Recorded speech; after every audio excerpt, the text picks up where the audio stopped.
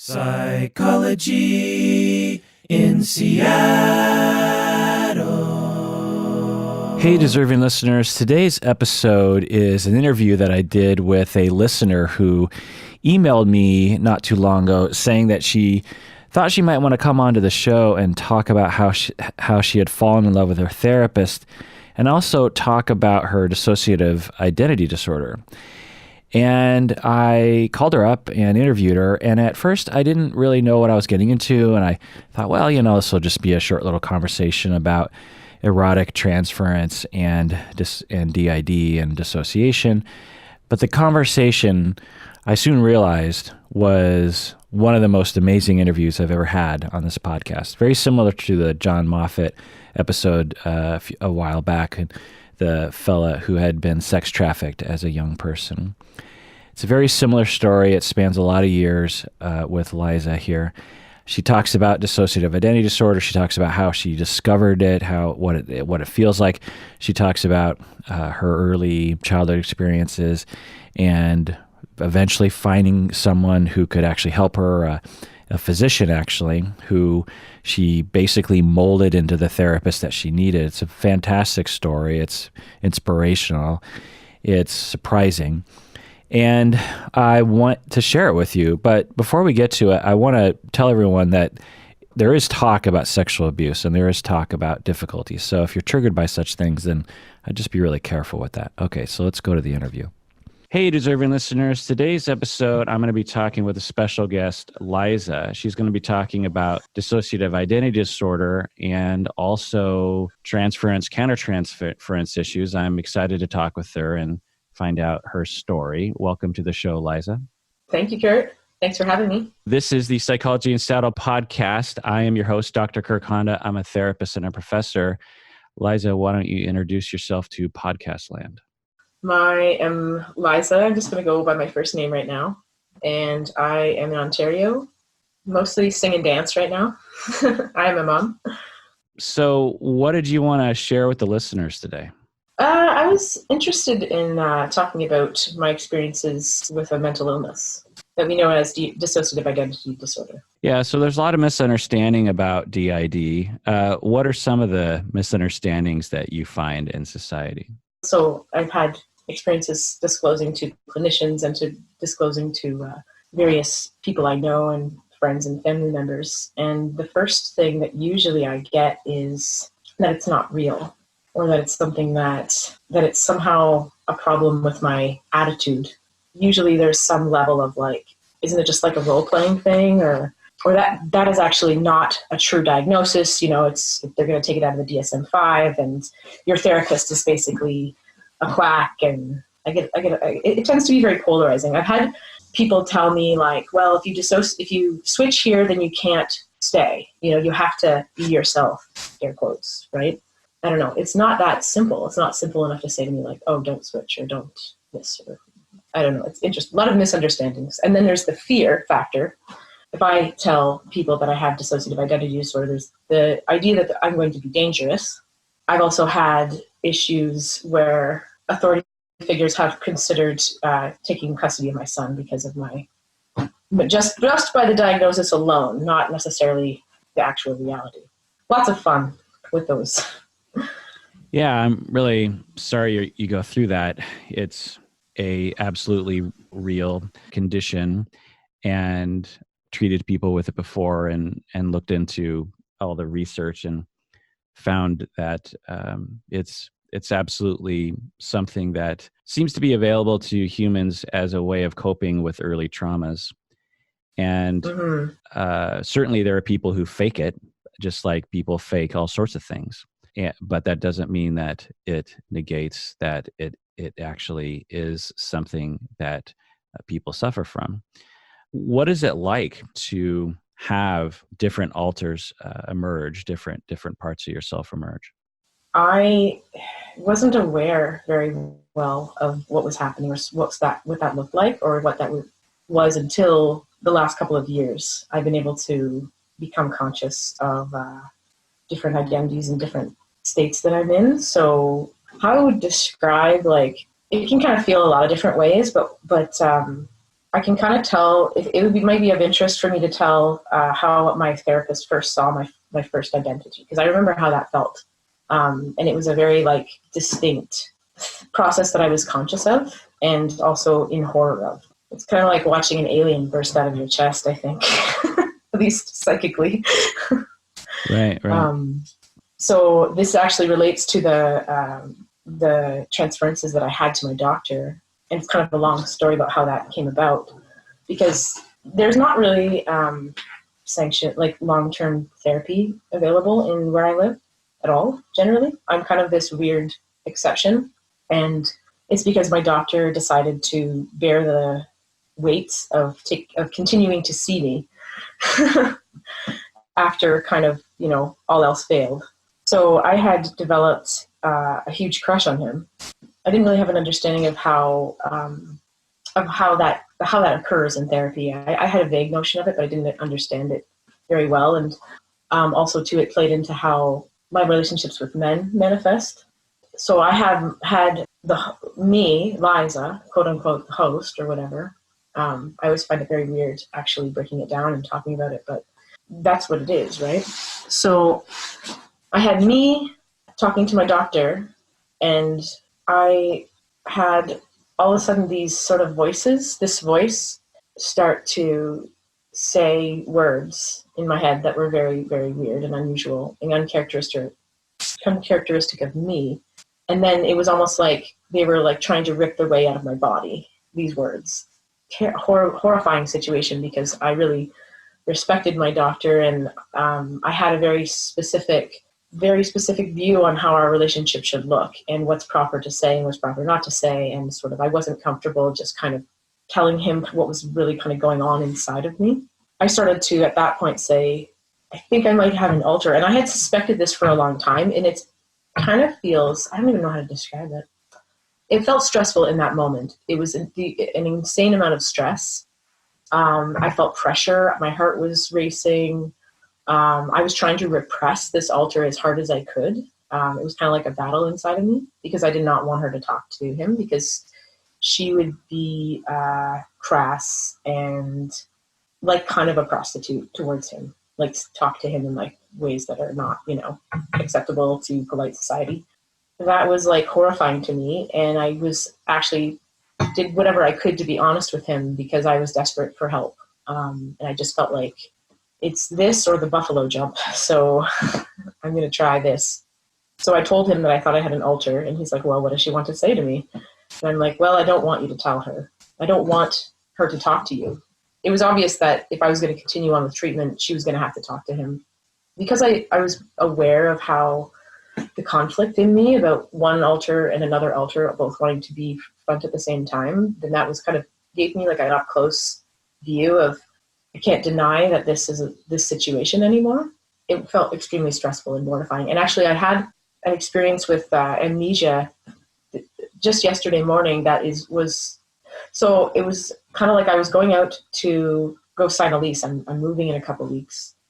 Oh, I put my keys in my door to close the door, and then it was like I completely time jumped, and I was walking down the street with a different shirt on, and I didn't have my purse. I couldn't remember how I'd gotten there. It was just basically like kind of like when you black out while you're drunk, and then you sort of arrive in the moment like, whoa, what happened, right? It was just like that. And that is actually relatively infrequent for me now, at this time. But that was a bit startling, and it was very stressful because I couldn't figure out where I'd left my purse, and I was worried somebody had attacked me. I had to figure out, kind of retrace my steps and figure out how I had gotten there, and it was only a few minutes too, but it was just so startling. Yeah, that sounds extremely startling and awful. And so the idea is, and let me know if this is accurate for you, that when we're quite young and we're going through mistreatment of some sort, we develop this dissociative process. Some dissociative processes, we just sort of go to the back of our mind and become spacey, so to speak, to avoid what's happening to our bodies or to our selves.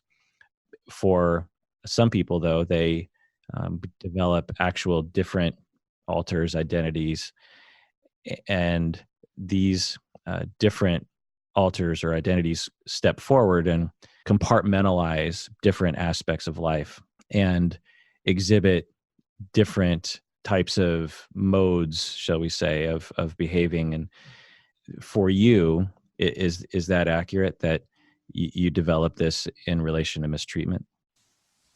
Oh, yes, yes. And some of this has come to me more, like the earlier childhood stuff came to me more recently, actually. And I think there's a few circumstances that would sort of line up for me to quote unquote remember, which I don't actually remember what happened, but I have evidence from my alters that these things actually did transpire.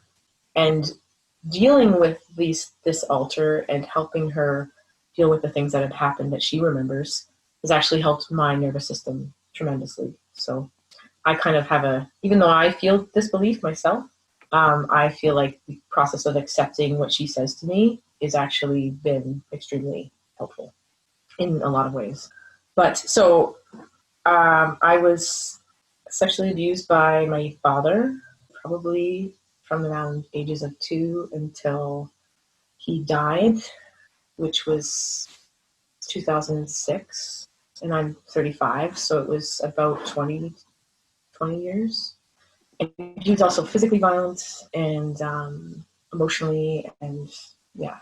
My mom was also emotionally distant, and she was physically and sexually abusive as well, but not to the degree that would kind of register with me. I kind of look at it now and go, oh yeah, that is also included in that spectrum. But I did not count it at the time. I didn't also really understand my dad's behavior.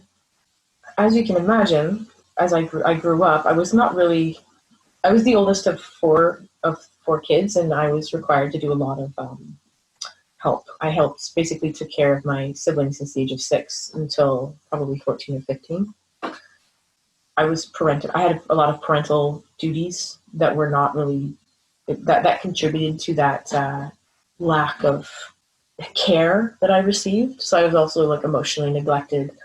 I was taken care of fairly physically well. Like I had food and clothes, and I had school, and our house was reasonably tidy, and there was a level of functionality to my life that made it very hard to see what the abuse was really like on the surface. As I got older, I decided to go into martial arts as a way to try to help empower myself. I entered into that when I was about 14. I went competitive, so I trained like 7 days a week, 4 hours a day in Taekwondo.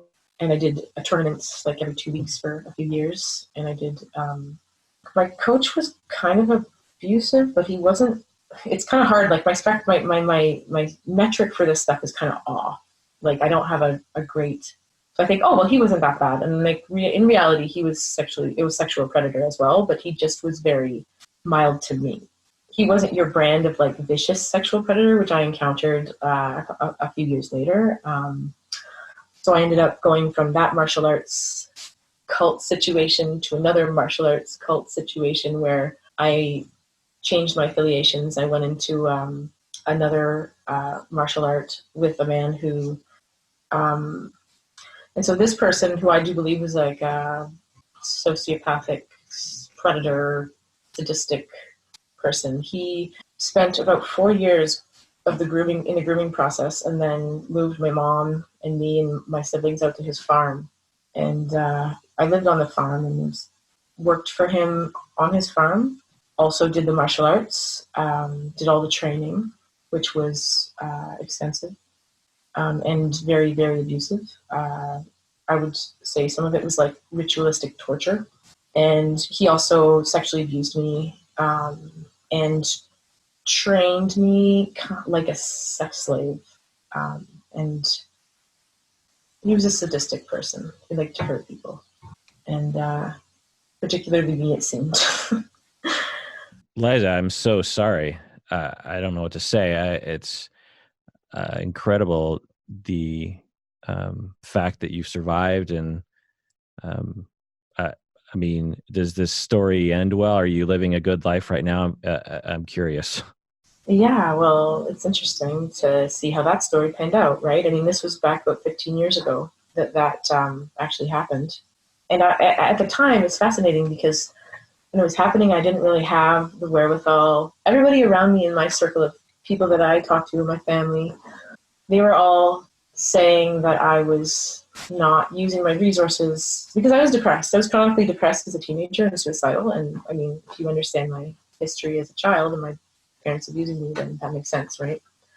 But at the time, there was not this idea that depression was like, maybe it's just because I was out in the country, but it was the idea like if you were depressed, you were lazy.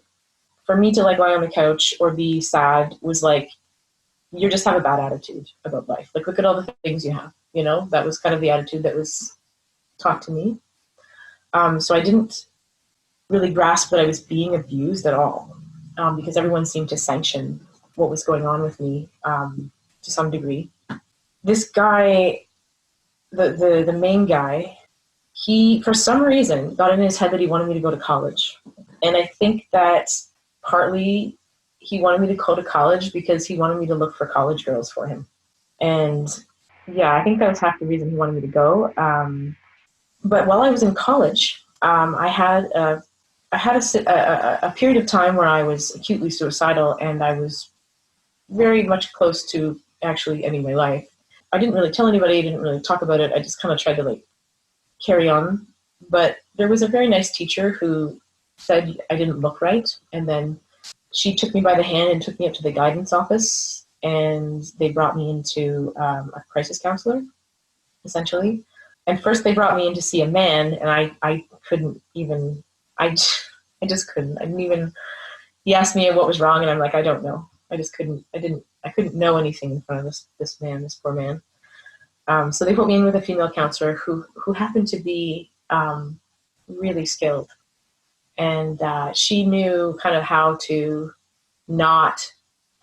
develop rapport with me very, very carefully, and to not like tell me what to do or try to like interfere, because she knew that I was in acute danger like all the time. And that if I felt threatened, that I would probably just never come back. So she was really good at like trying to build this. She did, I believe, like relational therapy with me. She saw me like 2 times a week for the duration of college, about 2.5 years. She saved my life. I was actually able to have kind of an idea that I could leave that situation from her, even though leaving was extremely dangerous, and I really thought that I was going to die. I really thought he was going to kill me. I just, at that point, decided that it's kind of okay. Like, well, you know, if I die, at least I won't have to live here anymore. And I didn't have any kids to, like, you know, worry about. So I ended up leaving the farm with my mom. I got injured somehow, and then I couldn't work. And then that was like, well, you're useless now. Like, if you can't work, you're useless. Somehow, my mom got it in her head to leave, and we left and never looked back. It was kind of this surreal experience, because I really thought that he was going to murder me and bury me in the back 40. Because they had like a body pit where I lived on a farm, a veal farm and beef farm. And there was like a body pit where, you know, they put the animals that died. And I thought that's where I was going to end up. Yeah, so we ended up, I ended up going to college again, going to school for musical engineering. And then I actually got into a relationship shortly after that and became a domestic person.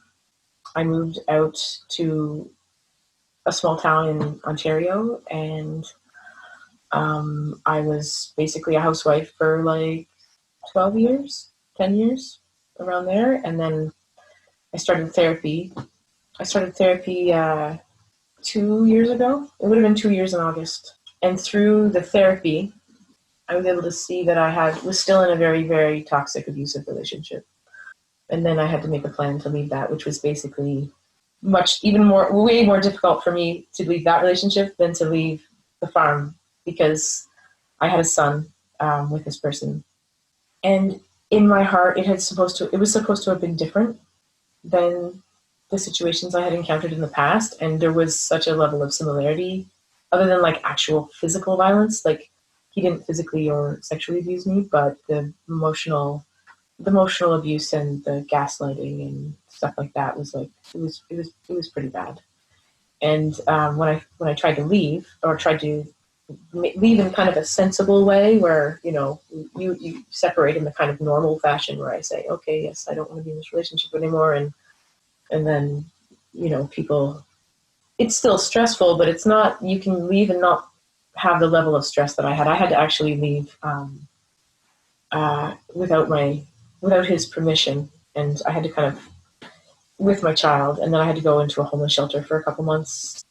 I finally got my own place.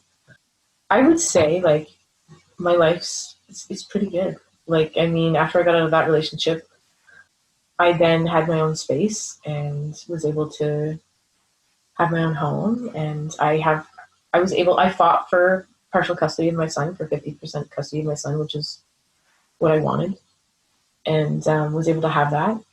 Things have calmed down with my ex-partner, and now we have a reasonably functional co-parenting situation. So that's really positive. And I'm in the process of becoming eligible for disability, so I may be able to have like a bit of a financial situation that's a little bit more stable. I mean, to me, it's like, it doesn't sound great, I guess, but to me, it's good. It's very good. Like, I feel like for the first time in my life, I'm truly not a servant to anybody. So, I mean, I'm positive about it. Yeah, I mean, it sounds fantastic to me. It sounds amazing that you are now in a life, and I'm sure the listeners are agreeing with this, which is like the amount of abuse and mistreatment that you've been through, and now you're not having those bad experiences anymore. Yeah. And you're free, and you're on your own, and you have your kid, and you are in therapy, and you're healing, and you're no longer underneath someone else's thumb. I'm very, very happy for you. That's fantastic. And I commend you for seeking treatment and doing what's best for you. That's fantastic. Thank you. So the dissociative identity disorder and the development of alters and identities was due to very early traumas that you went through. Did the alters help you cope throughout the years? Oh, I would say that the alters saved my life and allowed me to have a very high functioning skill set. Like, I would develop skills based on what was required of me, and it would be kind of lumped into an alter. And whenever I would need those skills, it would come out. If I didn't have the DID, I would not have been able to maintain any level of normalcy. How does it help exactly? I think this is where it gets into like understanding what DID, where it actually comes from. It comes from, in my opinion and experience, I think that with mine specifically, the thing that caused me to have DID as the presentation is because my relationship with my dad was so very polarized. So on one hand, I adored him, and he was a great man, and he was this wonderful, charismatic, sweethearted person who would like save turtles, on the roadside, and like go on spontaneous camping adventures. And he was just a charming storyteller, and a truly, like, if you met him, you'd never know. He was a good person. It always makes me think of Twin Peaks with the whole spirit possession. And it was almost like he had another personality. I actually used to call the other personality Hyde. It was almost like a joke, but the reality of it was that when he was tied, he would do things that were just totally unrelatable to his other way of being. I remember him like chasing me with a broom. I don't remember kind of how that ended, but I remember him like beating you with a belt and saying things that were like, these are the things I do remember. The alters develop often for people so that certain parts of the self are only subjected to those negative circumstances and events and behaviors from other people, and it saves the rest of the self from having to experience it. Is that something that happened for you? I would say yes. That's a good way of putting it. And also too, like the skill and the skill of the alter. Like for example, I, Liza, might not be as tough as an alter, or I might not be able to speak sort of. So my alters have different classes. Might not speak with the right vernacular, depending on the situation I'm in. Because it was really like reading double life or triple life. It was like reading a bunch of different lives at once. And having these alters allowed me to like go to band practice and like, get A's in school and then have like a happy face when I went to babysit, right? And have some enjoyment of, getting up in the morning. Not have to like, there was always sort of a dark shadow over me that I could never really grasp. And I also had I had a very, very difficult time having any sort of sense of self-worth overall.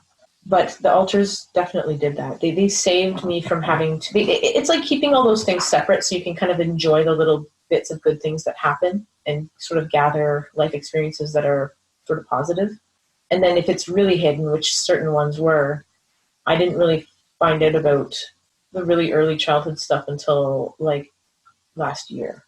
And that was kind of something that I didn't really want to find out about, to be honest. Liza, felt that it was not really relevant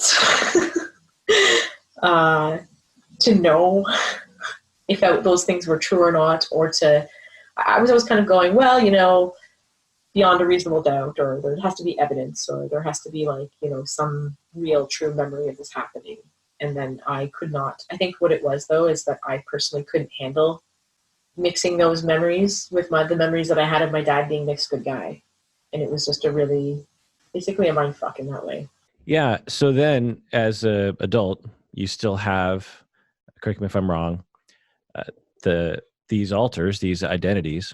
And when you're triggered to have certain alters step forward because they were the ones who took care of angry people, or, this alter took care of situations where you had to give in to other people's desires or something. I don't know.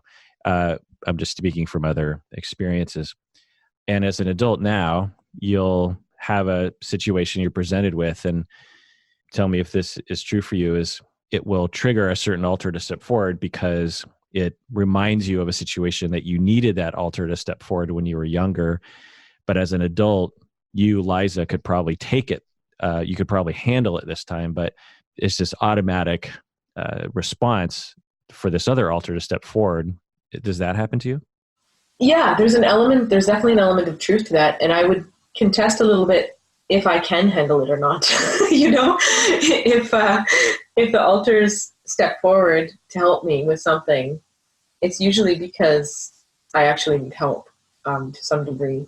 And it sounds kind of like, it is kind of chaos in an adult world where I'm like, have to have this continuity. There's usually a reason that they're trying to help. And I can't like, what has come from, there's a lot of different camps from my experience of how to deal with and treat DID. And some of them I've heard basically reject the alters and say, well, we don't want to talk to alters. We only want to talk to the Liza, and basically kind of push them away and ignore them.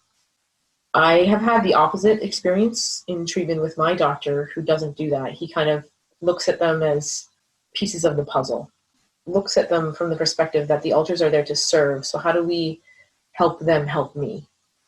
Right. That's the consensus, and that's the way I treat it. Is it's really hard for people to get rid, so to speak, of altars, and for some people, and for many, it's probably impossible. And the effort to suppress that denies the strengths of those altars and identities.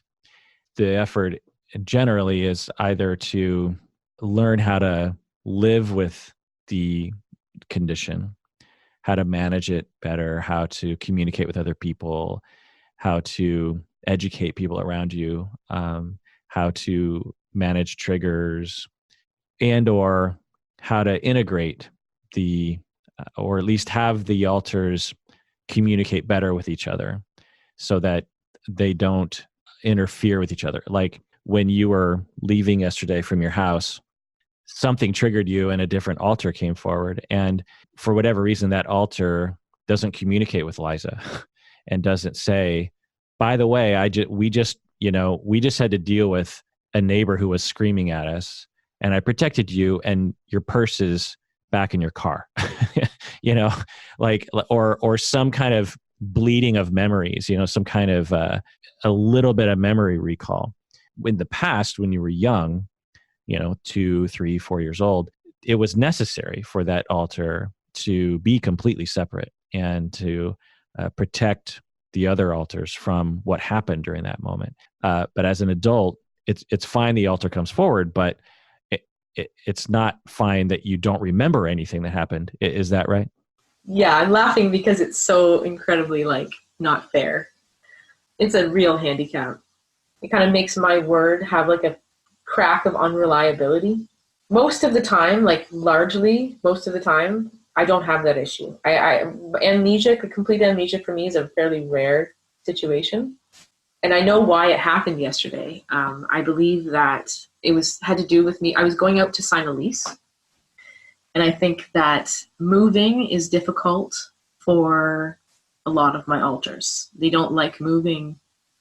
It's not rational, and it's actually where we're going is really good. We're going into a better place. But the idea of just change, it's super scary. So I think it was a bit of a temper tantrum when I was leaving the house to go sign the lease, is what I think happened. And I just laugh because I'm just I was so frustrated, Kurt. It was just so frustrated. So are you saying an altar said, screw you, we're not doing this. I'm going to throw your purse in the woods and we're just going to go for a walk down the street. I mean, is that? That's basically what happened. I think because there was no I have a pretty good internal sense. I can get some good, I've got pretty decent internal communication now. It's that much, much, much better than it was. Between the identities? Yeah. I don't think it's necessarily resolved completely or that I'm even really close to that, but my functionality is usually pretty good. If I say I'm going to be somewhere, I can usually be there. I'm a reliable parent. I think this was a child altar I have one child altar that the amnesia is particularly bad with. And this is the one that my dad, I had the issue with my dad. And I think she is also prone to throwing temper tantrums internally. And it will feel like someone's kicking me in the heart, which is a really painful, weird experience. It's like having a haunted body. So for her, it sounds like you're saying that she might have developed early in your life, 2, 3 years old, developed as a way of compartmentalizing the abuse you're going through so that the rest of yourself didn't have to deal with it.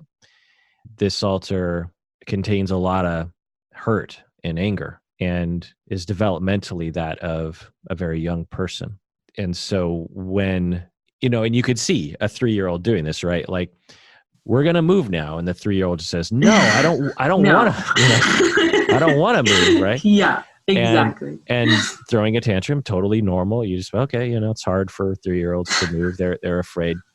And they might, throw their toys around, or they might say, I'm not, and then if you actually had to or try to hide your purse. yeah. And if you had to ask your 3-year-old child to sign a lease, let's just say for whatever reason, leases need to be signed by 3-year-olds, you could see them refusing to do it. Yeah. Or if you needed to get no your matter 3-year-old, how logical it is. right. If you needed to get your 3-year-old to drive you to the lease office, you could imagine the 3-year-old would say no. So it all makes sense, right? Yeah. It's just frustrating because I have to look at it kind of with humor. Otherwise, I'll just like spin my wheels with rage. Yeah, that's one of the things that I think you're, communicating and depicting pretty well is because dissociative identity disorder depicted in movies, TV, fiction, they often portray it like it's some kind of superpower or it's some kind of, wonderful thing. Like, okay, now this alter is going to emerge and, good luck with that one. And for some people, they can, after lots of therapy, can kind of get there. But 95+% of people suffering from any dissociative disorder, let alone dissociative identity disorder, are not happy about it. It doesn't feel good. It's painful. These mechanisms kicked in because of some of the most extreme early abuse that anyone could go through. And it doesn't feel good. There can be good aspects to it, but there are definitely demoralizing, frustrating moments like what you're talking about. And so people will say, oh, someone's faking it. And I'm always like, have you talked to someone with a dissociative identity disorder? Because they are, one, the first people to say, I wish I didn't have this. Two, they're often the last people to even kind of recognize the signs because our society doesn't talk about it enough. There's a ton of shame around it. I mean, most people who have it wouldn't come on a podcast and talk about it, which I commend you for. A number of our listeners have dissociative identity disorder, have told me, but most people wouldn't even email me about it because of just the deep shame around it. So, I think that you're portraying that aspect of it pretty well. How often do the alters come forward? Because it sounds like there's the you alter, the Liza person. And it sounds like these other alters, the way you're framing it, the other alters emerge. Because for some people, they don't really have necessarily a central alter. They just have like a set of central alters. They have like 3 or 4 central. But it sounds like you have like a central alter, and these other ones are auxiliary identities. How often do the other ones show up? Well, it's interesting the way that you frame that, because I think that I'm not as central as I like to think I am. It sounds kind of like like I am the sort of host, the original personality per se. But because there was several alters that occurred that were created when I was very young, like under the age of 5, they're actually a much bigger part of me than I will sort of want to acknowledge or even understand. I would say that they emerge, particularly one other alter. There's another alter, me and another alter. She comes out quite a lot. And I am I do a lot of the business end of stuff. And she's a little bit more like playtime. It can't separate us that much because we're not as separated as we used to be. Like it used to be like very distinct. And now we tend to we can kind of run together a bit and like be co-conscious and tend to kind of almost do things together. And we don't have this inner war. There was often an inner war over who wanted to do what and the direction that this identity wanted to go into versus the direction that this identity wanted to go to. And I think both identities would think that they were like right. Is she also Liza? She has a name. Her name is Shadow. For Shadow, she might like to have fun, and you want to be responsible. Is that what you're saying? Well, no. Now it's not like it's not. There's not as much. There's not a conflict with it, And I feel like we kind of have a lot more rapport with each other, I guess. Well, what was the conflict in the past? I thought she was a disgusting whore. Oh. I thought she was the one that was, so the one I'm talking about is not the child. She's one that developed while I was on the farm. She was a sex and labor slave. Actually, she was the sex slave. The labor slave was actually another alter. And she was a kind of a geisha to these very sick, powerful people. Had kind of that, if you can't beat them, join them kind of attitude. It appeared as though this alter was like on board with all these things that were happening. But that was more because of the threat of death, right? But she became very, very good at, she was very, very tough, very strong person. And I have a lot of admiration for her now. I used to be repulsed by her because I think of the different sensibilities. Like, she developed different sensibilities than me. And I used to just be ashamed of her and think she was terrible. But I understand now that she developed that way because she had to. And she was very kind of good at charming and tricking these people. And so that she didn't get as bad of treatment as she would have maybe if she hadn't been able to please them. Yeah, that makes sense. And also to, as you say, if you can't beat him, join him, convince the self that, well, I want this. This is what I want to be doing.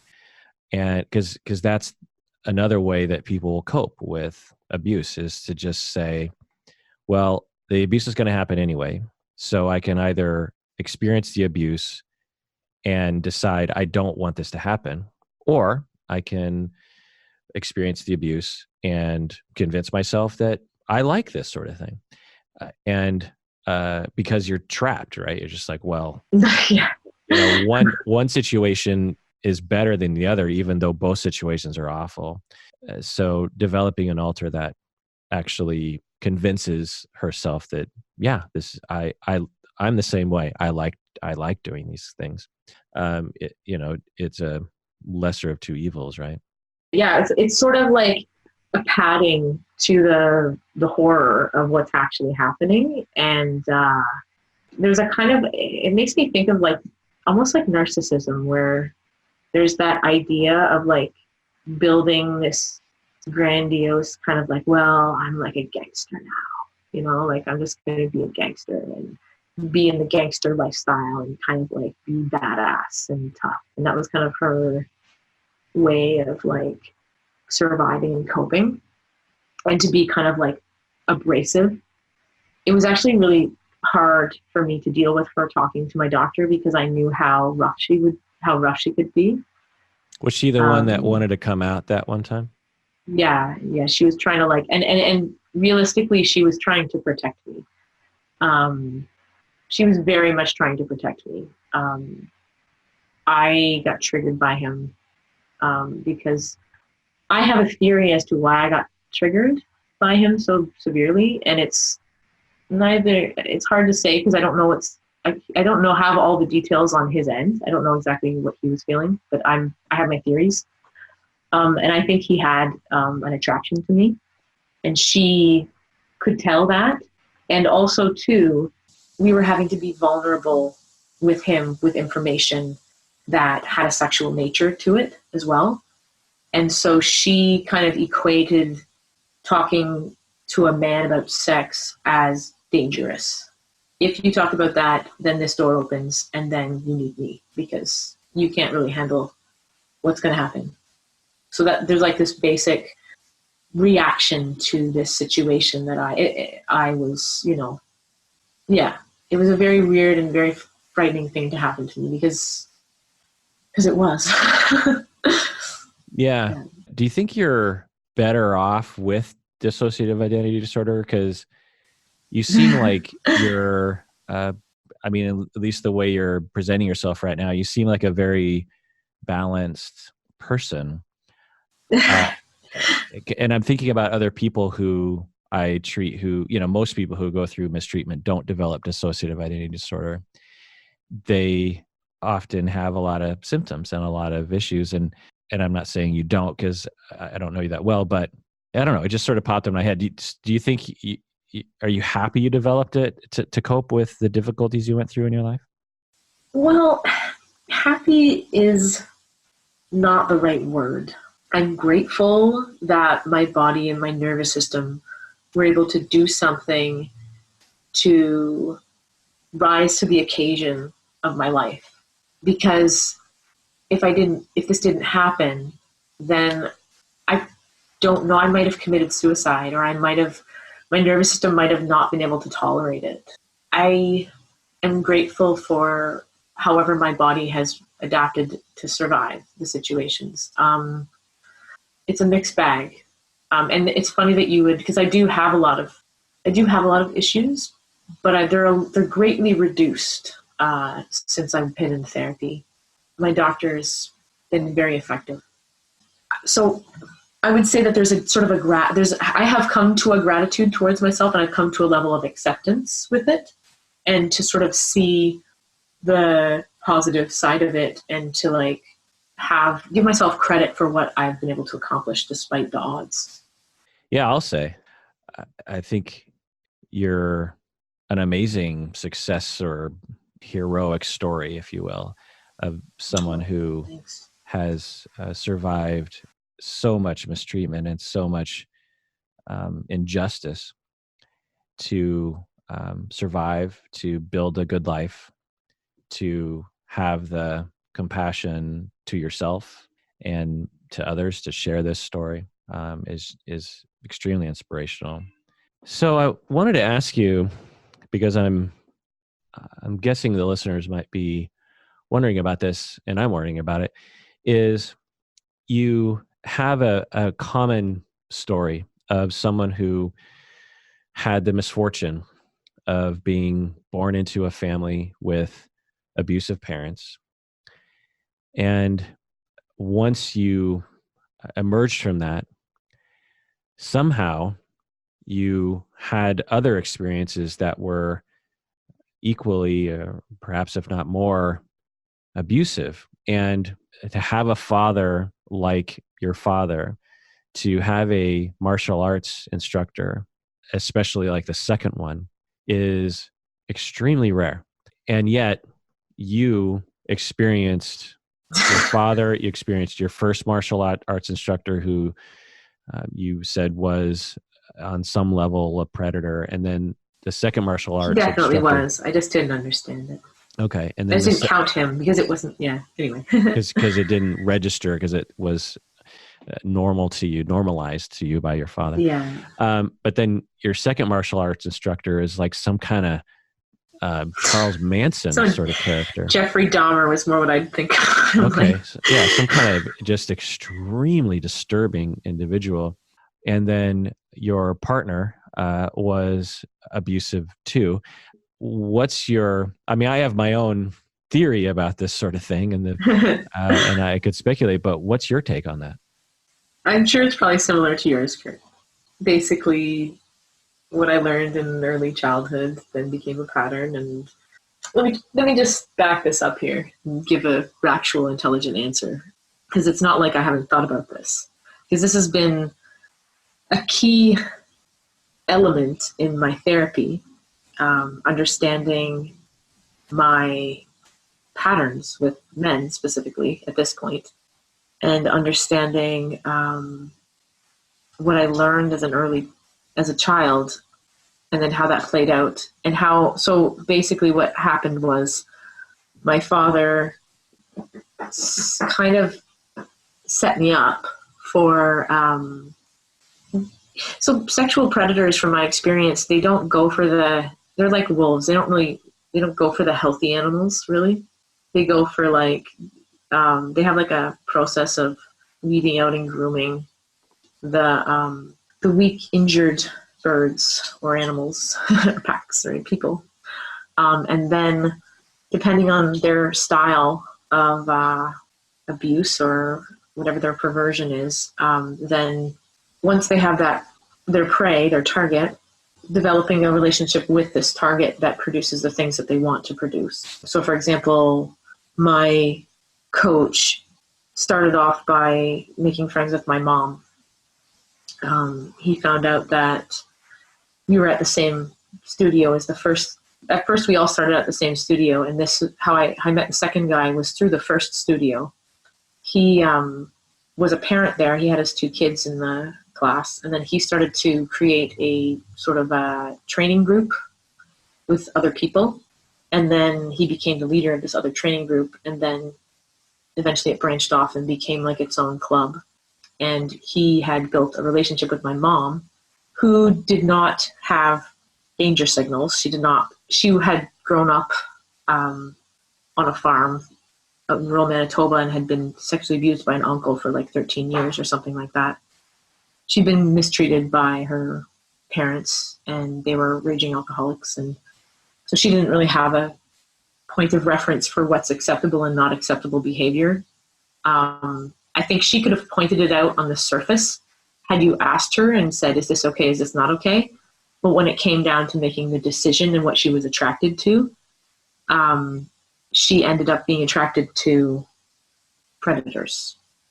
Oddly enough, she was very conscious of not wanting me to be sexually abused. She was very conscious of that. She tried to educate me about it and her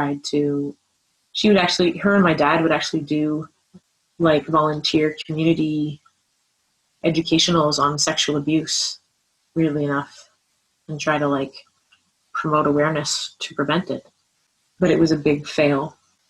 And then my dad also was sexually abused as a child as well, and then as a teenager as well, and physically abused. They didn't even talk about the physical abuse. It didn't even count. I'm curious, does your mom know that you're in therapy and that you've began the recovery process? Well, yes, now.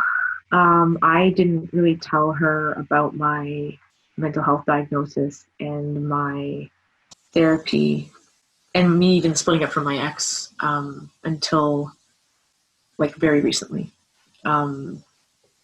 Just because I found that her attitude towards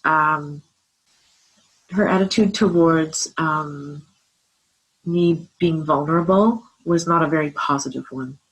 So if I were to admit, say, hey, I got this diagnosis, some of the backlash in my family was that I was giving up by saying that by going to therapy, by getting a diagnosis. They suggested that it was a bad move on my part because I was basically submitting to failure. I was failing.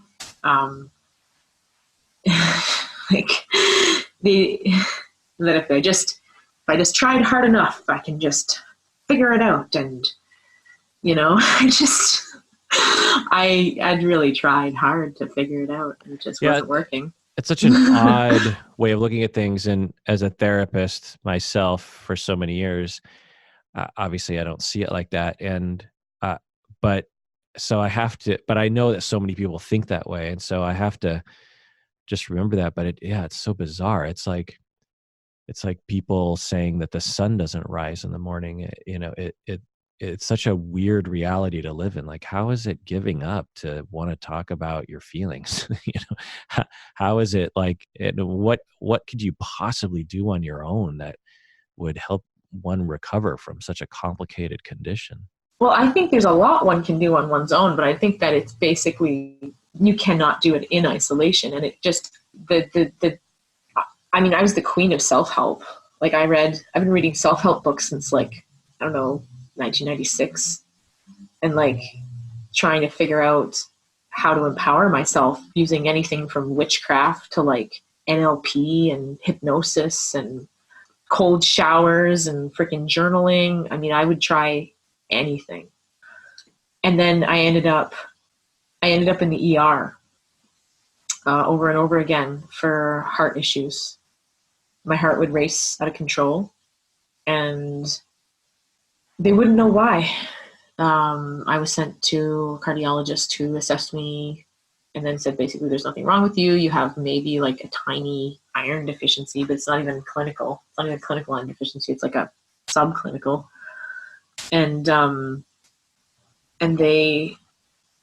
So then I eventually kept going back to the hospital over and over again. Eventually I was referred to a doctor, my doctor, actually, my current doctor, the one that's treating me right now. I was referred to him because I'm in a small town, and there's not a lot of doctors. I was just basically wanting to get the clearance for my heart so I could get insurance. So I was trying to get insurance at the time, and I was like, okay, I need a clean bill of health so that, the insurance company knows that there's nothing wrong with my heart, right? So I did all the tests. I went to see my doctor to have my tests read, and it was not, sorry, I'm getting a little, I'm just thinking about this. So he basically identified that my issues were psychosomatic, or they were somatic. They were generated by psychiatric issues and not by a mechanical issue with my heart. And he kind of did a thing. He kind of did to me, it was a brave thing. I don't know if he thinks so. I think so. But he self-referred. He said that he would take me on as a mental health client. And what sort of physician is he? Well, he has kind of a weird background. He started off in child psychiatry and then went into emergency medicine. And he was actually head of our regional hospital for about 15 years. And then his semi-retirement gig has been taking on cardiology cases with this other cardiologist who's actually the surgeon, and he kind of assists him and takes on non-mechanical cases. He also is a member of a medical board in Ontario where physicians treat patients with psychotherapy. Well, I mean, he sounds like a fantastic clinician, so I'm really happy for you in that way, and that's great. And it sounds like he knows what he's doing. Just another I don't think he would agree with you, but sorry. He wouldn't agree with? What would you? Well, I'm just teasing. I'm kind of teasing because that's been kind of a struggle. My therapy wasn't, I think, undertaken by him having this idea that he was going to have to take me on as a long-term client. I think he thought because I was so motivated and so high functioning that I would be a simple client. Oh. And then I turned into a really bitchy case. What do you mean, bitchy?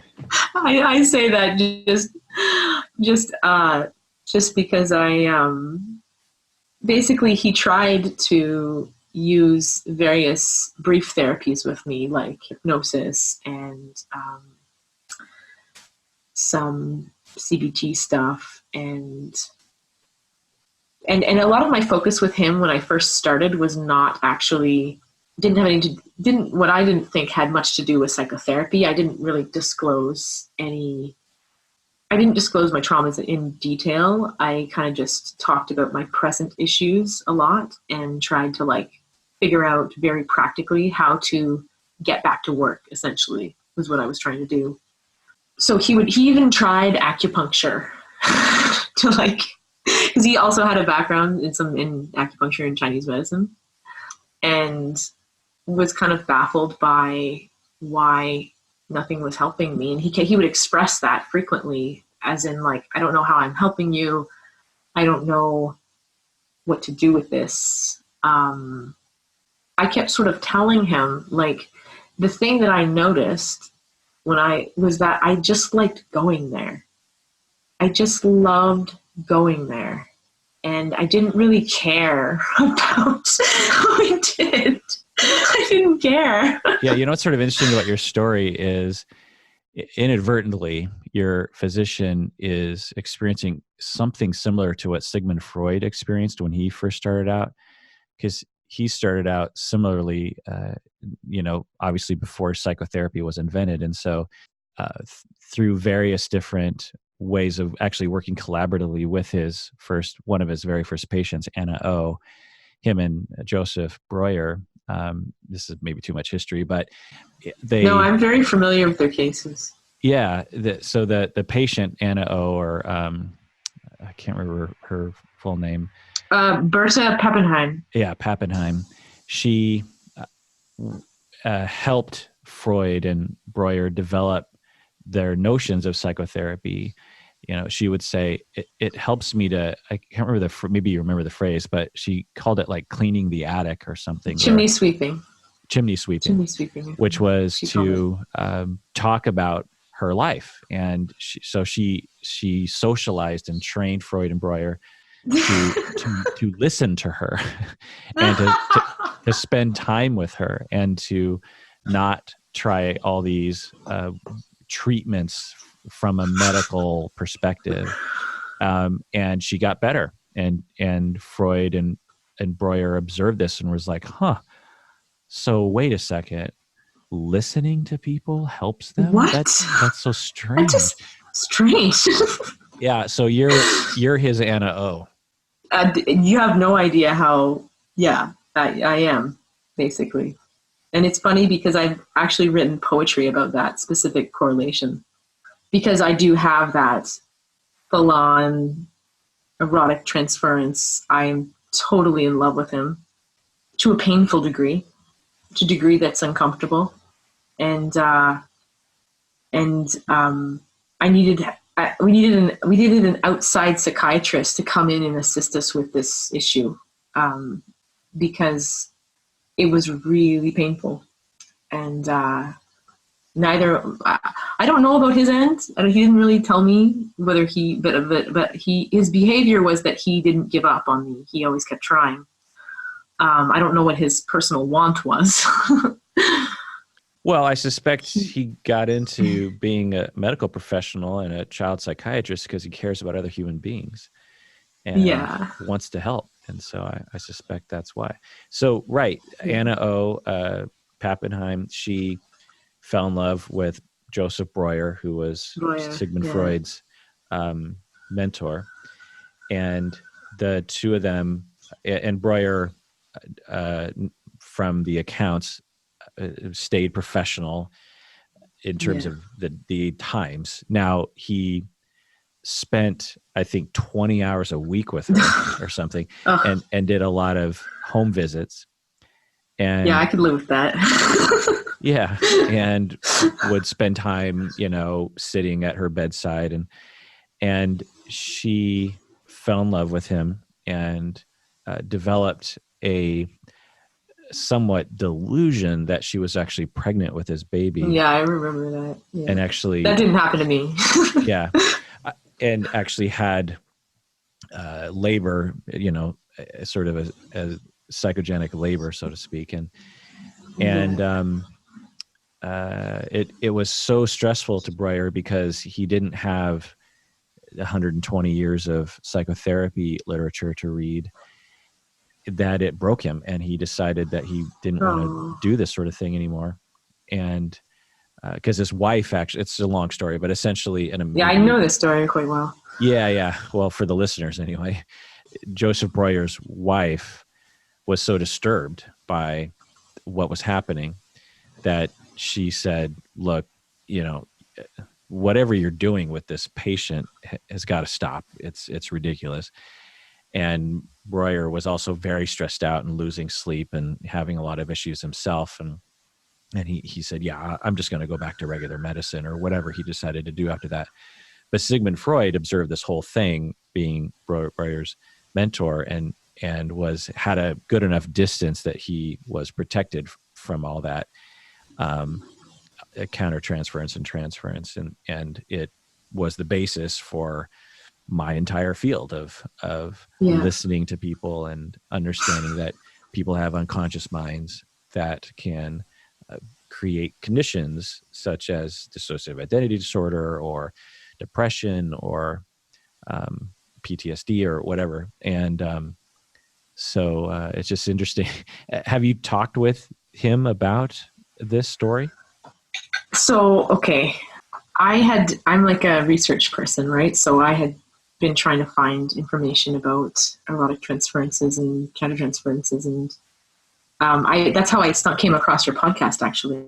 I was looking up information on erotic transferences and countertransferences, and I found out about Anna O and Breuer and also Jung and Sabina and all these things, right? I think during the time when I was doing this research, I did talk to him about what was going on. I was fairly transparent with him, and he actually gave me the book when Nietzsche Wept to read. Have you read it? No, I've seen the movie by Irvin Yalom. Yeah, it's a pretty funny. I find the movie funny and quirky. Yeah. It doesn't quite get the therapy aspect of it very as deep as the book does, and it was really kind of interesting to. I felt a little bit like it was kind of a weird move of his to give that to me, because he later on, it took me a while to be able to discuss it with him after I read it, because it was kind of it poked into a very sensitive spot. And it focuses on the clinician's feelings for the patient, which kind of freaked me out a bit, because I was wondering, like, what do you want me to gain from this book, right? So he kind of gave this book to me, and then we haven't really had a realistic or reasonable discussion about this since. I think I wonder sometimes if he regrets giving it to me or just hopes it will go away. But so we're aware of that situation and the parallels between us.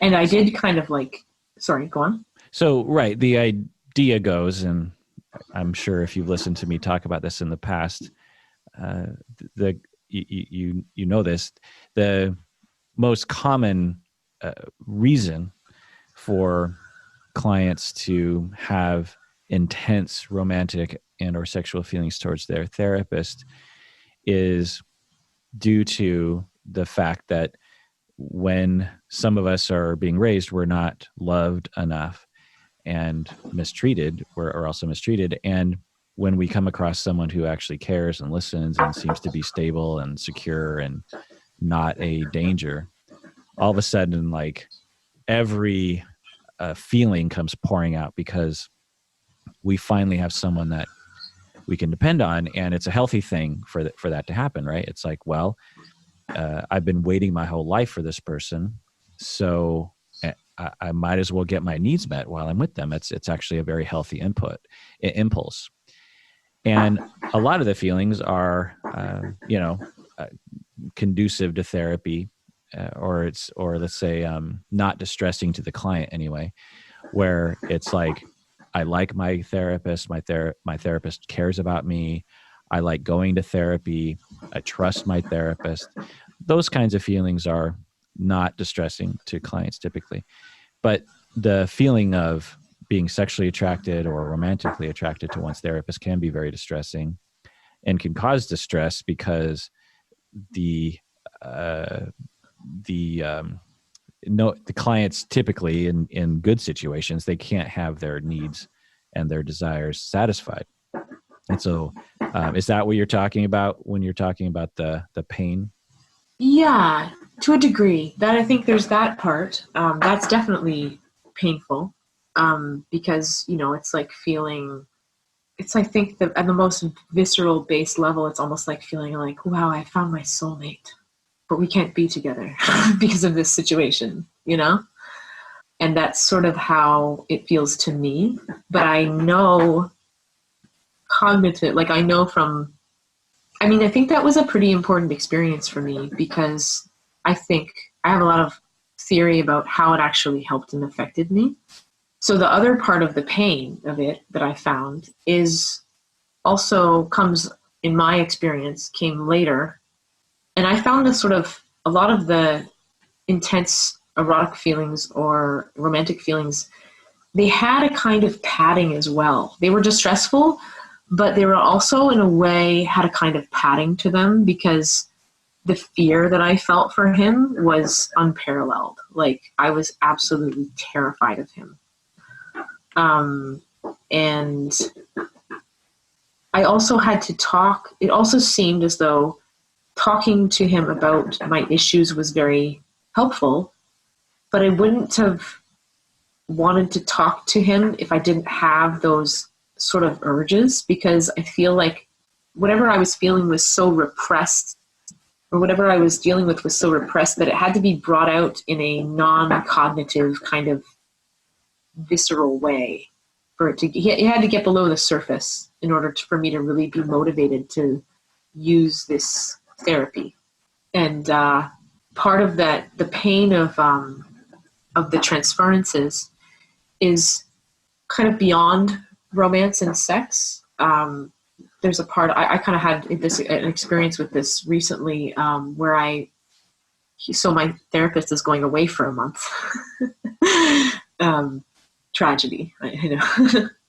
But so I realized as he was going away for this month, I kind of started to understand, okay, I'm getting very distressed over this.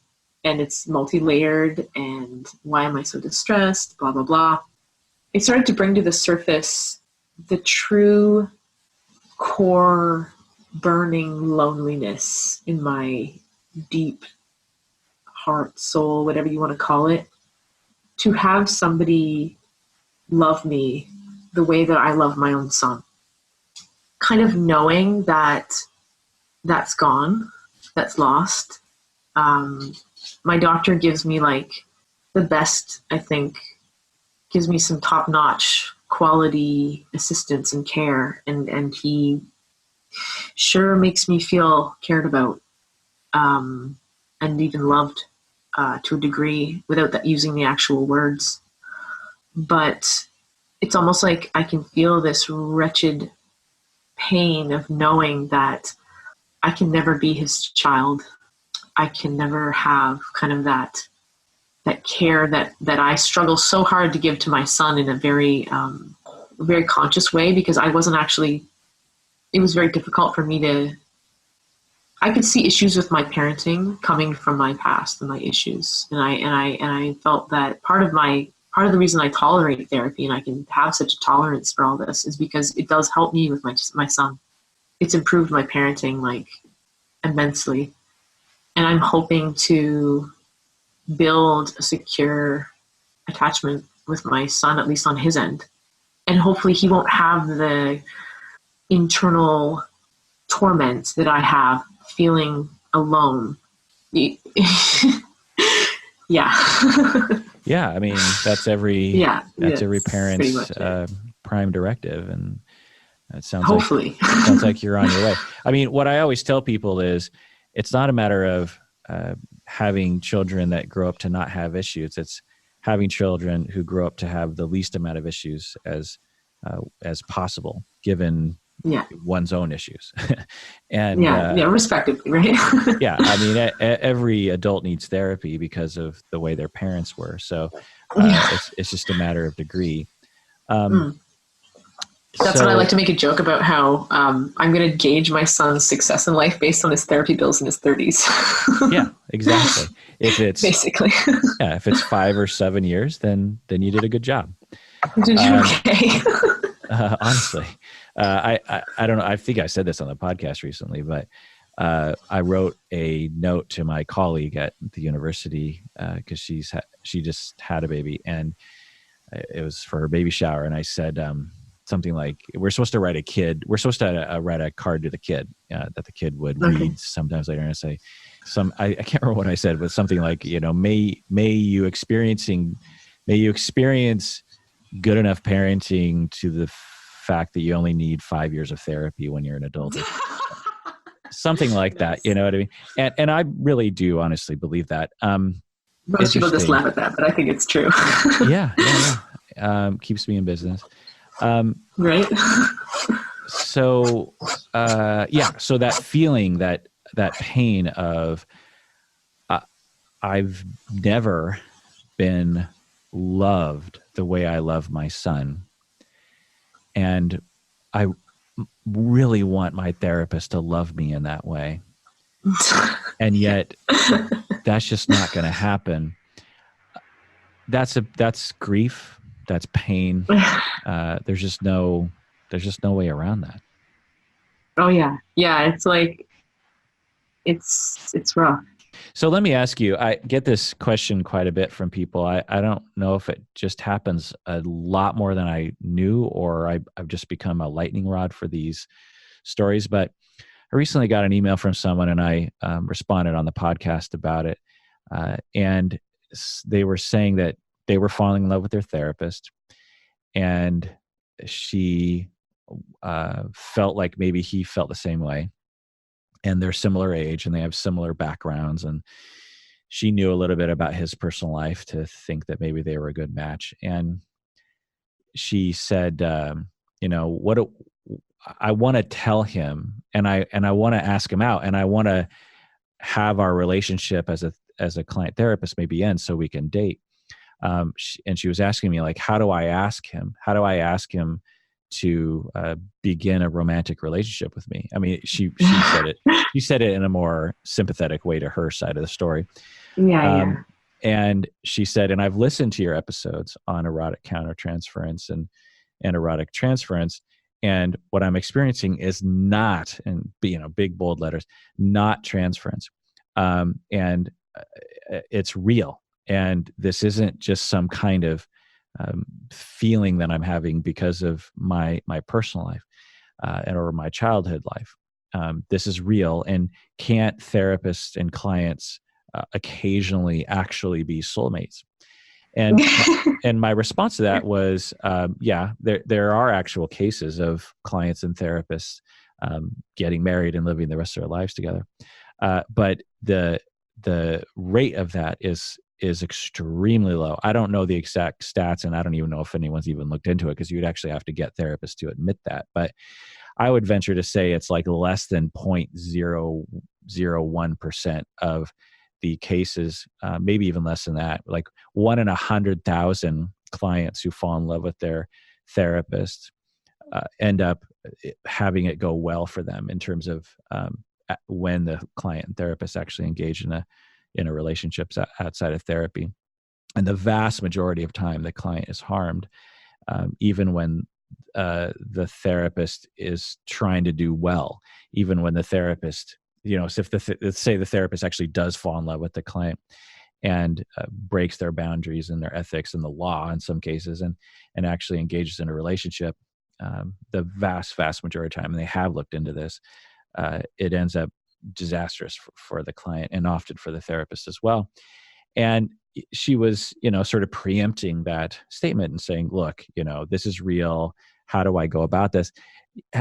If you have seemed to graduate to this other level where you're just like, okay, I have this deep longing, and I have these fantasies, and I have this want, but I know that it's just not going to happen, and I have to grieve that loss. How did you make that transition? I never really entertained so my therapist is 30 years older than me, right? And and it's a small town. He has a family. He has a wife and 2 kids, and he has grandchildren, right? And also too, like, I grew up with people being, having infidelity and having affairs and doing all kinds of bad things behind closed doors, deceptive things. When I started to fall in love with him and started to have erotic feelings for him, and my erotic feelings, my sexual responses to him were very extreme, to the point that it was torture sometimes, physically, because I would react so intensely and be not only reacting this way, but utterly humiliated by my reaction. And that was the only reason I think I was able to tolerate that, was because I had a child. And I really cared. I cared so much about getting better for my son that I just basically always thought to myself, well, I'd die for my son so I can go to therapy. And if it requires me going and being tormented by this, then I'm going to go and be tormented by this, because I do see a tangible improvement in my parenting and a tangible improvement in my son's well-being.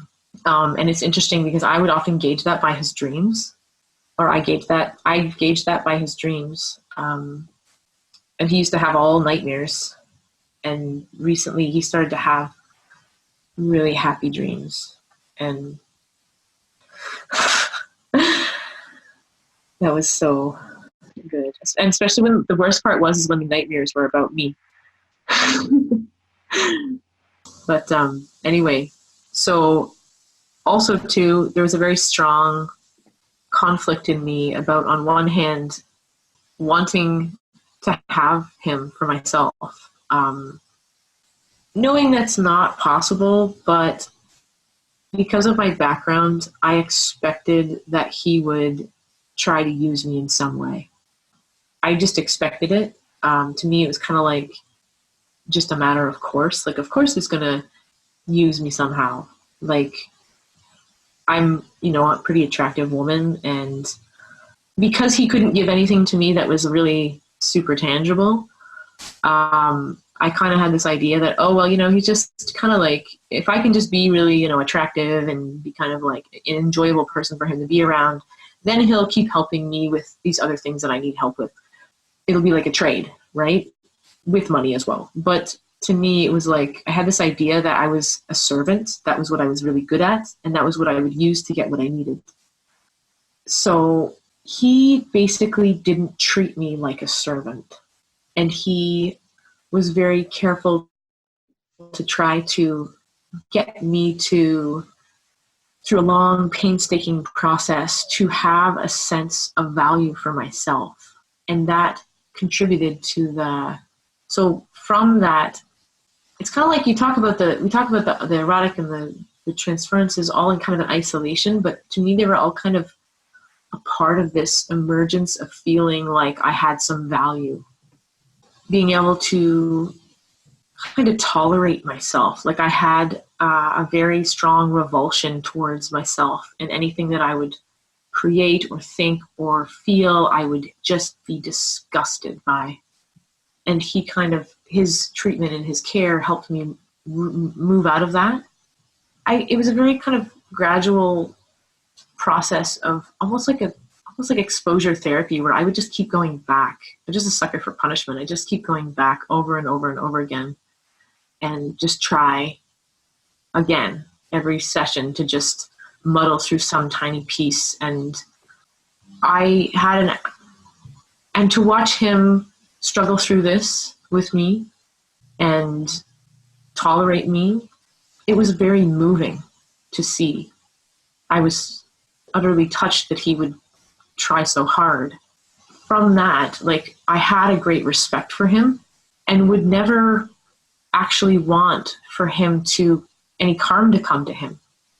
So as much as I would love for, as much as my entire being feels like he's the guy, I care a lot about him for real and would not want to have my own selfish wants put above his need to have a stable life and family. The feeling of like how to reconcile that feeling of grief and loss, and how I'm dealing with it, because I'm not over it. I look at it as the price I have to pay to have a healthy child.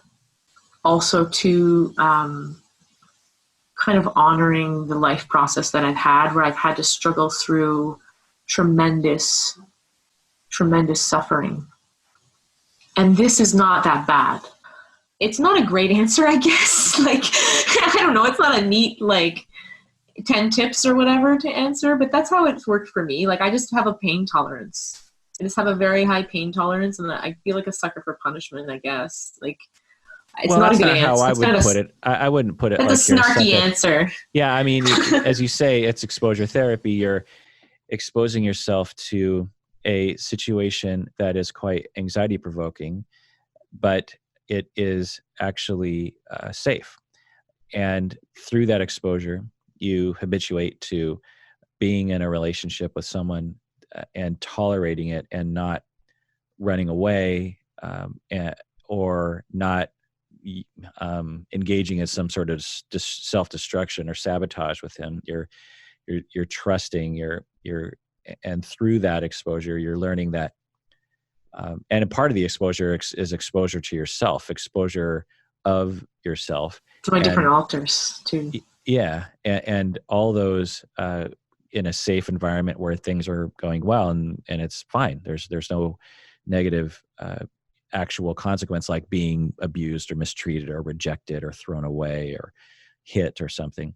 There's stress, but there's not a any kind of destruction that happens through the process. And as you're doing it, you begin to trust and love yourself, and you begin to trust and love other people, and learn that you deserve to be cared about. And you have to experience that. Someone can tell you you deserve to be loved and that you're a good person, but it's hard to internalize that until you actually experience that over time. And that's what you're experiencing, is that corrective experience. And so you value that. And as you long for him, you say to yourself, well, I don't want to give that up. And you also are saying, well, I also care about him and I don't want to destroy his life. And it sounds like you're saying what's better for me is for me not to pursue him romantically or to try to get him to break boundaries. Although there's a part of me that wants to do that for good reasons and maybe some self-destructive reasons. What's best for me is to think of the bigger picture here, which is that this therapy is actually helping me to heal.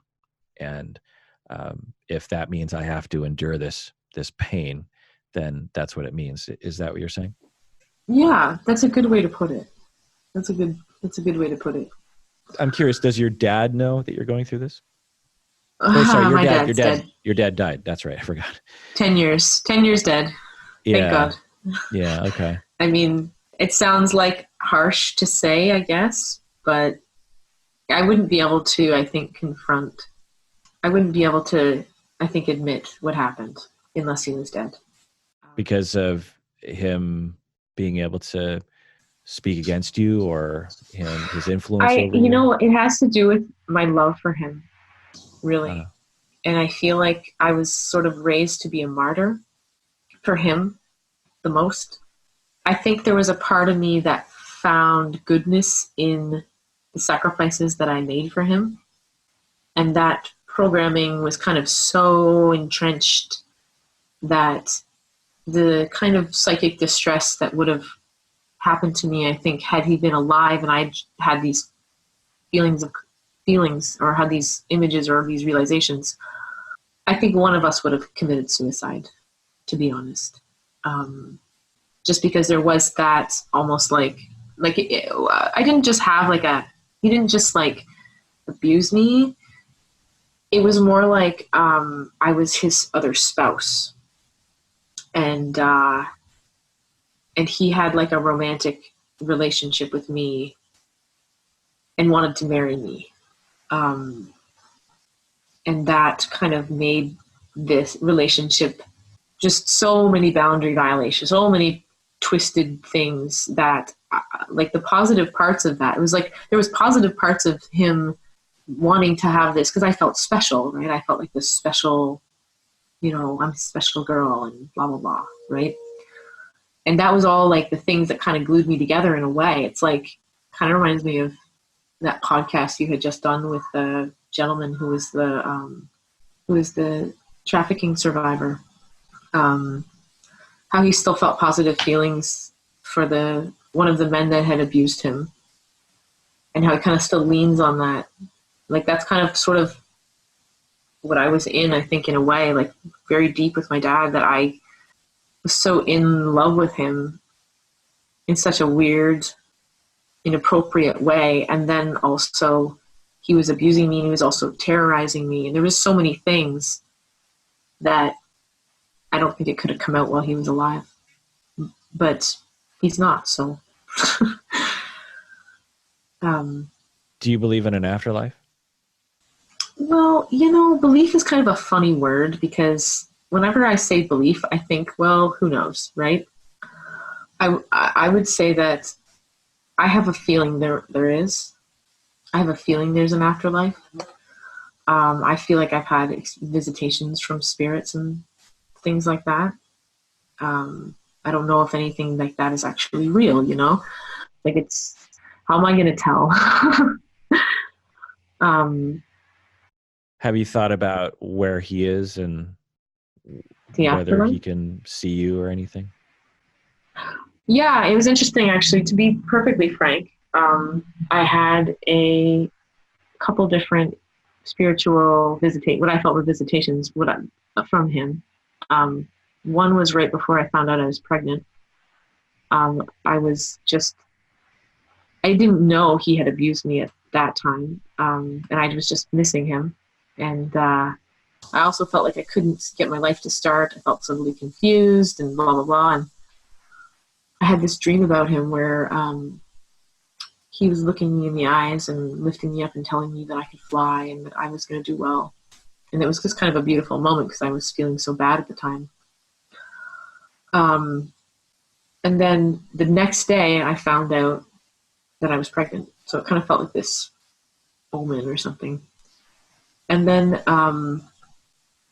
later on, like maybe a year and a half ago, I was struggling I kind of had this idea, like I had this strong kinetic feeling that my dad had sexually abused me, but I didn't have any actual memories, and I didn't want to make any melodramatic assumptions.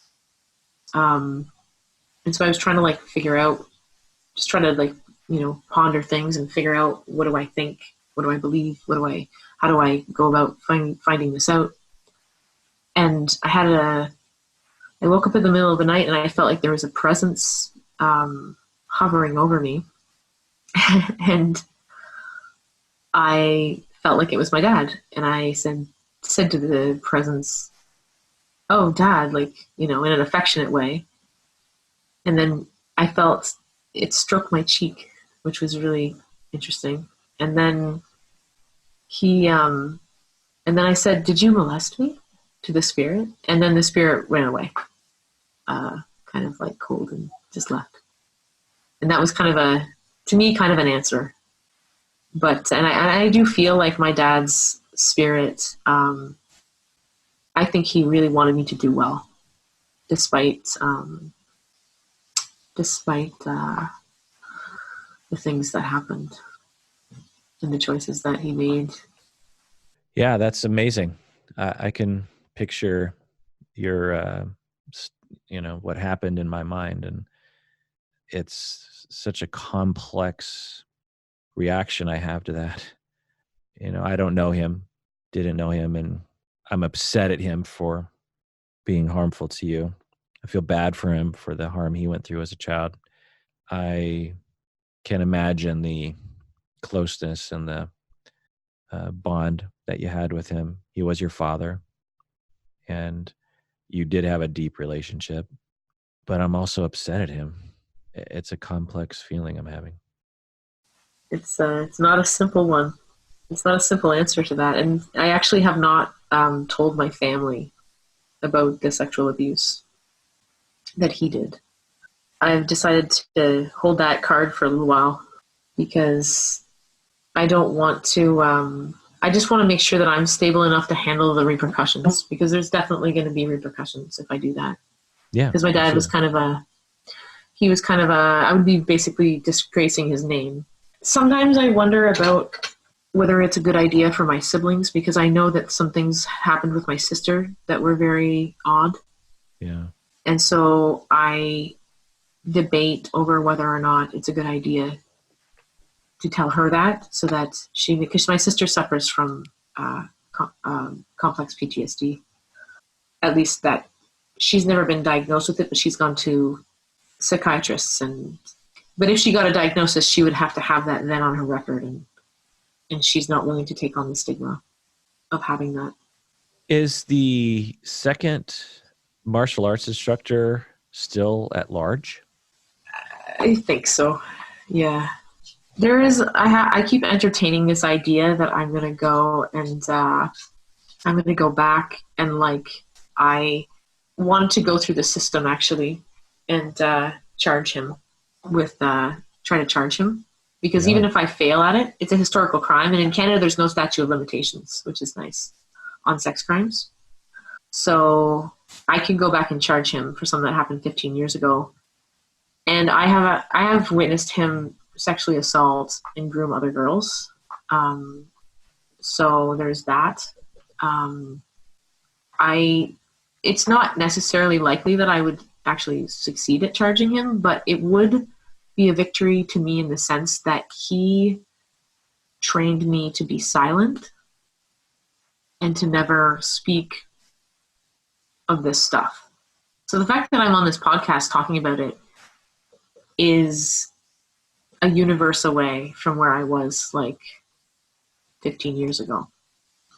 I wouldn't even tell my friends, what happened to me. Because I didn't even just believe it was my fault. I knew it was my fault. It just was my fault, Yeah. That was how I was raised or groomed. I think he's at large still. I suspect he's probably still abusing other people. He probably has escalated. I would be scared to estimate where he's escalated to, because he was a scary motherfucker. Yeah. And so that kind of haunts me a little bit. There's a part of me that's like, I should go to the police and try to like expose him, because like God only knows what he's, what I didn't see, what went on behind the scenes I didn't see, right?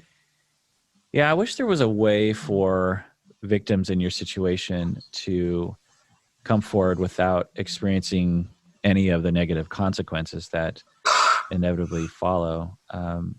I wish there's got to be a way. I mean, we're all interested in getting rid of these people or locking them up or something. We're all interested in helping. Euthanasia, Jesus. Yeah, something. And so there's just got to be a way, like an anonymous justice system, or like a prosecutor who will never reveal who you actually are or something, like a justice system where you can say, okay, I'm going to go to the prosecutor, I'm going to tell them my story, and they're going to take action, and everything that I say, they'll repeat to other people, but they'll always say, I have an anonymous victim, and you're just going to have to trust me. Yeah, right. Because we have a system that protects these victims from situations like that. Of course, there'd be problems with that because people could anonymously accuse people falsely, but there's so many people in your shoes. The vast majority of people who experience that sort of thing never report it. And it's just, why aren't we trying to figure out some kind of answer to that? It's very upsetting to me, primarily because someone was abused before you who also felt like they couldn't come forward. And if we had a different system, then he might still be in prison, and you would never have encountered him. He's a true monster. It sounds like it. So it's very upsetting. Yeah. He's one of those ones where it's like, I've had so much sexual abuse that I've kind of seen patterns in different people, like different kinds of predators. Like there's the ones I think of as the blundering type, where they don't know they're hurting somebody, and they just kind of, in a moment, they're like opportunistic, and they, make a bad move because they're confused or drunk, or like, having like a breakdown or something. And they're just desperately trying to get some need met, and they're not even necessarily conscious of it being that way. Like, I don't even think my dad was a true sexual predator. I think I just fulfilled something in his heart, or in his being, that he felt like I gave him the most pleasure that he had ever felt. So, and I could be his, and he could kind of keep me. I think that's kind of how he saw it. And I've seen people who are kind of like, they're grooming predators, but they're not really out to hurt. They're kind of more out to have the experience they want to have that's like sexual. It's more like a relationship type of thing. Like I had a guy who was this other guy's friend. So he used to kind of sort of set me up with his friends. And so he had one friend who was kind of really nice to me, actually. He would take me out on dates and like buy me stuff and like talk to me, and When the sex he would have with me was pleasurable, and it was very, very confusing because it was like I was being like having a relationship, but I was also a servant. So I didn't really have a real say. It's almost like being an escort, but you don't have a choice, like a slave escort. But they would say that they would argue that I had a choice, but I know that in the time, like my brain was just didn't have that, didn't know those options. And then there's the types of the I haven't named him, but he's that bad one, the Jeffrey Dahmer guys that I think of him as. I don't know if he was murdering anybody, but it wouldn't surprise me. Just because of his level of like sadism. Well, it's just, it is, if I come forward, I talked to the police actually in their district there, and they said that if they launch an investigation into this historical crime, they said they would back me up 100% and they would do their best to support me. And they were surprisingly victim like sensitive. They were surprisingly trauma informed. I was very surprised because 15 years ago, the police were not like that. They said though, that they said, if we do this, you have to commit. You have to commit to telling your story over and over and over again. And you can't give up halfway, because that's how they get away. Because you will break down. And, we could be years in court. And it'll probably be public. Yeah. So, I mean, and the family that he came from, that he was tied into, they were like, they owned like steel plants and stuff like that. They were very, very, very wealthy. They were prominent members of the community. They had like multiple large farms with animals, and they were kingpins of the community. And I was kind of like I lived in a tin shack at one point with my mom on this guy's farm at the lowest point. It was like living in a little bunker, and I couldn't even sleep inside in the summertime because the mold was so bad. But this guy, yeah, he's just an animal. Like, now I would say you can't even call him an animal because most animals are not that bad. Most animals are great. Just evil. I just can't imagine the depths of the pain and discomfort and aloneness that you've been through in your life. And I understand that, you've sought self-help, you've sought therapy, you've recovered to some extent, you're still on your way, and you found peace in your current life as much as you can, as much as anyone can under the circumstances. And yet, it just is demoralizing on some level to learn about people that do this sort of thing to innocent people. It's one thing for your father to have an enmeshed relationship with you and depend on you in a certain emotional way, which has its own damage. But then, to harm you, and then to this other, sadistic, evil person, and the fact that he gets away with it, and he got away with it for so long with you. I mean, I totally get the decision not to come forward. And it sounds like the police enforcement people were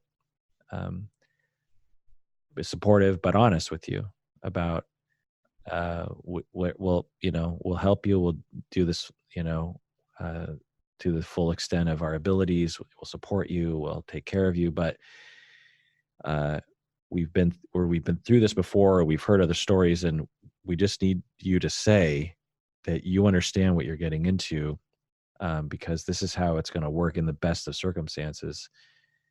And unless you're ready for that, then, we can't move forward. So, so I get all that. It just seems like we should just have some kind of, I don't know. I wish we just lived in a different world where people like this just didn't exist. It's awful. I know, right? I like it. That's a great existential question. Like, why? Yeah, why? Why does this have to happen? Yeah. Right? That's been the question for me. Yeah, I mean, if there's a God and there's a heaven, that's going to be one of the first questions I ask. You're like, hey, buddy, what's with the deal with that business? Like, come on. Yeah. Mr. Omnipotence. Yeah. That and what's going on in my cat's head. I'm always curious about. Right? Yeah. Well, so at the end here, Liza, what was it like to talk about all this? Well, interesting. I feel like I got so much more to say even. And I feel like we just touched on the surface of a lot of stuff. But I'm really grateful. I'm so grateful to be able to share this coherently in a way that could possibly help somebody. Yeah. I have no doubt that the listeners will benefit from this and appreciate your story to a great degree. You are, I guess, in a very similar way to that other interview that I did with the guy who had been sex trafficked, John. This is a new style. I mean, just sort of meta about this. This is a new style of podcast episode that I don't know if I've ever done before, or at least not to my memory in 11 years. And I've had two right in the same period of time. And it's just amazing to be witness to the two, you and John tell this story of just such extreme hardship as a child, and then to hear the way you talk about it now is so inspirational and heartwarming. Because and I've been sending John all this positive feedback that people have been sending, and he actually emailed me and he's like, so he's like, I have this genuine question, and this isn't a flippant question. I'm genuinely surprised that anyone considers my story to be inspirational or even interesting or something like that. Like, he's like, I don't get it. I went through this really difficult experience, and I don't really understand why people are responding the way they do. I mean, I appreciate it, but it's just strange to me. I don't understand. And I tried to explain it to him because I'm one of those people, but I still feel like he doesn't really get it. And so I suspect people have a similar reaction to your story of just, for some of the listeners, they've experienced very similar, if not, almost identical experiences to you, because we have a lot of listeners, and some people have had very similar backgrounds to you. So I'm guessing, will be inspired by your strength and your candor and your self-compassion and your recovery and your dedication and your understanding. It's sort of a self-compassionate act for you to put up with your pain, if that makes any sense. You're experiencing pain, and we would say, well, self-compassion would be to not be in pain and to run away from therapy. But you have so much compassion to yourself that you say, no, I'm going to endure this pain. And you have so much compassion for your son. Yeah. And that alone is inspirational. I mean, all of us have experienced hardship. All of us have experienced difficulties, and all of us feel alone in that. And all of us feel ashamed and secretive and alone. And your story makes everyone not feel alone. And your story makes everyone feel like, well, if she can do it, then I can do it. If she can find goodness and trust and self-compassion and optimism, then surely I can. And she just makes it look so easy. And that's funny. No, I'm just good at summing things up. Well, not even that good. Well, and I get it, that of course, if anyway, I just think that it's inspirational to see such strength. And, we have certain heroic stories that we tell in our society of, the soldier that saves 10 people, or the fire person, or the police officer, or the, I don't know, the activist or something. We don't highlight stories like yours enough. And there's so many people like you who have heroically endured and overcome and are making the world a better place one day at a time, and are ending the cycle and the chain of trauma. Your child will grow up, like I said, needing 7 years of therapy instead of 100. 30. Yeah. Yeah. and his children, if he has some, will grow up to need 4.5 years of therapy, and so that's a huge accomplishment that is absolutely making the world a better place. And I think that it's wonderful that you're sharing this with us, and quite enriching, I think. Well, thanks so much, Kurt. I'm honored to be here. I had been contemplating for several years, actually, to email you, but I never had the kind of stability that I have right now. And then finally I just thought, well, now's the time. And it was right around the time when you put out that interview with John, and I got even more like thinking, oh, well, that's a good idea. I mean, I could really kind of add to that conversation a bit. I'm just basically honored to be here, and I'm grateful that I hope that would be the case, that people would find some value in it. So, and I have to add that, the therapists that endure and, go through their humble jobs to try to help people like me are also in that heroic category, I think. Because I don't think I couldn't do it without my doctor. I have to say, like, I wouldn't put myself in this idea that I can go into a vacuum and fix myself. He's been my wheelchair.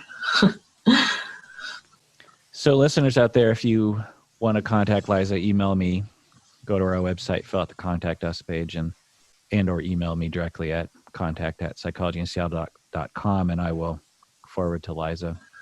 And that does it for that episode of Psychology in Seattle. Thanks for joining me, Liza, and thanks for joining me, listeners. And please take care of yourself, and tell your story to a caring, trusting therapist or someone else, because you deserve it. You really, really do.